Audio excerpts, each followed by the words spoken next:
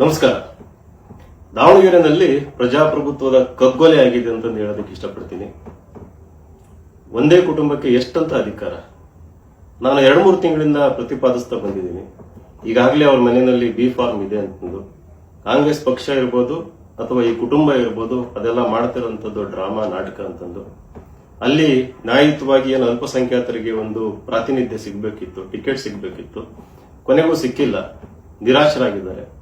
ಹಾಗೇನೆ ದಾವಣಗೆರೆಯಲ್ಲಿರುವ ಪ್ರತಿಯೊಬ್ಬರ ಜನರ ಒಂದು ಅಪೇಕ್ಷೆ ಏನಿತ್ತು, ಅಧಿಕಾರ ವಿಕೇಂದ್ರೀಕರಣ ಆಗಬೇಕು, ಹೊಸಬರು ಬರಬೇಕು, ಹೊಸ ಚಿಂತನೆ, ಹೊಸ ಆಲೋಚನೆ, ಕೆಲಸ ಮಾಡುವಂತವರು ನಮ್ಮ ಜನಪ್ರತಿನಿಧಿಗಳು ಆಗ್ಬೇಕು ಅನ್ನೋ ಒಂದು ಬಯಕೆ ಏನಿತ್ತು, ಅದು ಕೂಡ ಇವತ್ತು ಅದಕ್ಕೆ ತಣ್ಣೀರು ಹಚ್ಚಿದ್ದಾರೆ. ಈ ಒಂದು ಅಸಮಾಧಾನ, ಈ ಒಂದು ಸಿಟ್ಟು ನಿಮ್ಮೆಲ್ಲರ ಮನಸ್ಸಲ್ಲಿ ಇದೆ. ಈಗ ಚುನಾವಣೆ ಬರ್ತಾ ಇದೆ. ಬಿಜೆಪಿಯಿಂದ ನಾನು ಕೂಡ ಆಕಾಂಕ್ಷಿಯಾಗಿದ್ದೆ, ನನ್ನ ಹೆಸರು ಕೂಡ ಹೋಗಿತ್ತು. ಕೊನೆಯಲ್ಲಿ ಟಿಕೆಟ್ ಸಿಕ್ಕೇ ಬಿಡ್ತು ಅನ್ನೋ ಹೊತ್ತಿನಲ್ಲಿ ಟಿಕೆಟ್ ಸಿಗ್ಲಿಲ್ಲ. ಆದ್ರೆ ನಮ್ಮ ಪ್ರೀತಿಯ ಸಹೋದರ ಆದಂತ ಶ್ರೀ ಶ್ರೀನಿವಾಸ್ ದಾಸ್ಕರಿಯಪ್ಪನವರು, ಅವರಿಗೆ ಟಿಕೆಟ್ ಸಿಕ್ಕಿದೆ. ಬಹಳ ಸಂತೋಷದ ವಿಚಾರ.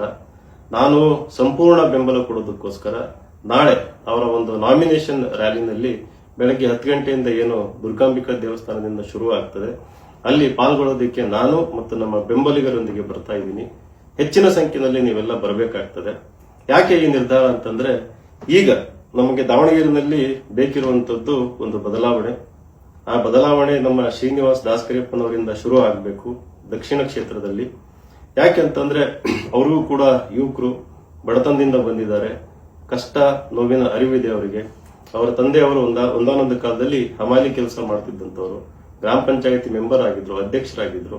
ಗ್ರಾಸ್ ರೂಟ್ ಲಿಂದ ಬಂದಿರುವಂತವರು, ಜನಸಾಮಾನ್ಯರ ಜೊತೆ ಬೆರೆಯುವಂತವರು, SDK ಅಂತಾನೆ ಯೂತ್ ಅಲ್ಲಿ ಬಹಳ ಫೇಮಸ್ ಆಗಿರುವಂತವರು, ಜನಪ್ರಿಯರಾಗಿರುವಂತವರು, ಜನಾನುರಾಗಿ ಕೂಡ ಅವರು. ಸೊ ಇಂಥ ಒಬ್ಬ ವ್ಯಕ್ತಿಯನ್ನ ನಾವು ವಿಧಾನಸಭೆಗೆ ಕಳಿಸುವಂತ ಜವಾಬ್ದಾರಿ ನಮ್ಮೆಲ್ಲರ ಮೇಲಿದೆ. ನಾನು ಪ್ರತಿಯೊಬ್ಬ ಮತ ಬಾಂಧವರಲ್ಲಿ, ಅದು ಮುಸ್ಲಿಮ್ಸ್ ಇರ್ಬೋದು, ಪ್ರತಿಯೊಬ್ಬ ಜಾತಿ ಧರ್ಮದವರಿಗಿರ್ಬೋದು, ಕೇಳ್ಕೊಳ್ಳೋದೇನಂತಂದ್ರೆ, ಜಾತ್ಯತೀತವಾಗಿ, ಧರ್ಮಾತೀತವಾಗಿ, ಯಾವುದೇ ಒಂದು ಮತಭೇದವಿಲ್ಲದೆ ಈ ಸಾರಿ ಶ್ರೀನಿವಾಸ್ ದಾಸ್ಕರಿಯಪ್ಪನವರನ್ನ ನಾವು ಗೆಲ್ಲಿಸಿ ಕಳಿಸೋಣಂತೆ. ಈ ಒಂದು ಏನು ಅಧಿಕಾರದ ದಾಹ ಇದೆ ಎಲ್ಲ ನಮ್ಮಲ್ಲೇ ಇರಬೇಕು.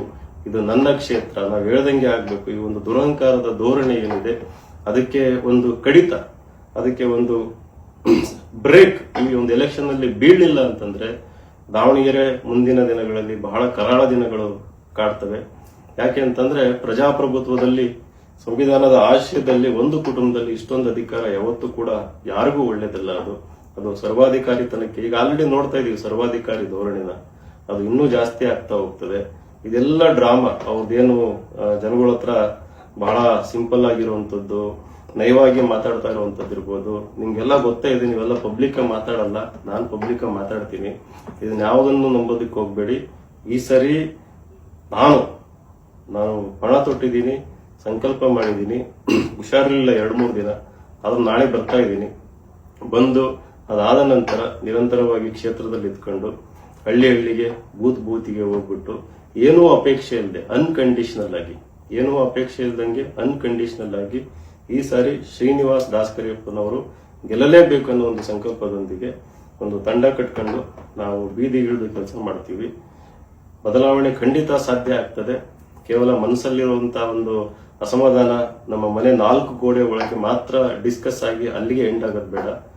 ಮತಾಧಿಕಾರ ಏನು ಒಂದು ಅಮೂಲ್ಯವಾದ ಒಂದು ವೋಟ್ ಅಧಿಕಾರ, ಪರಮಾಧಿಕಾರ ನಿಮ್ಮ ಕೈಯಲ್ಲಿದೆ. ಅದನ್ನು ಚಲಾಯಿಸುವಾಗ ಬಹಳ ಒಂದು ಜವಾಬ್ದಾರಿಯಿಂದ ನಾವು ಚಲಾಯಿಸಬೇಕಾಗ್ತದೆ. ದಯವಿಟ್ಟು ಯಾವುದೇ ಒಂದು ಆಮಿಷಕ್ಕೆ ಒಳಗಾಗದಂಗೆ, ಅವರು ವೋಟಿಗೆ 5,000 ರೂಪಾಯಿ ಕೊಡೋದಕ್ಕೂ ರೆಡಿ ಇರ್ತಾರೆ.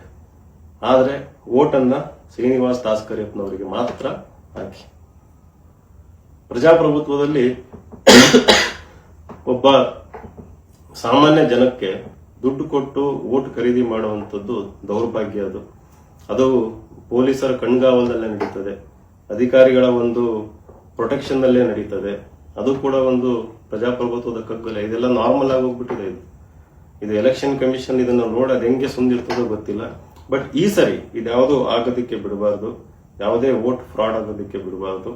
ನ್ಯಾಯಯುತವಾಗಿ ಬಹಳ ಪಾರದರ್ಶಕವಾಗಿ ಎಲೆಕ್ಷನ್ ನಡೀತು ಅಂತಂದ್ರೆ ಶ್ರೀನಿವಾಸ್ ದಾಸ್ಕರಿಯಪ್ಪನವರು ಬಹಳ ದೊಡ್ಡ ಬಹುಮತದೊಂದಿಗೆ ಗೆದ್ದು ಬಂದೇ ಬರ್ತಾರೆ.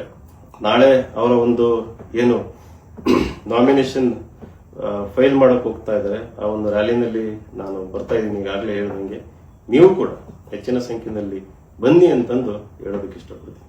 ನಮಸ್ಕಾರ.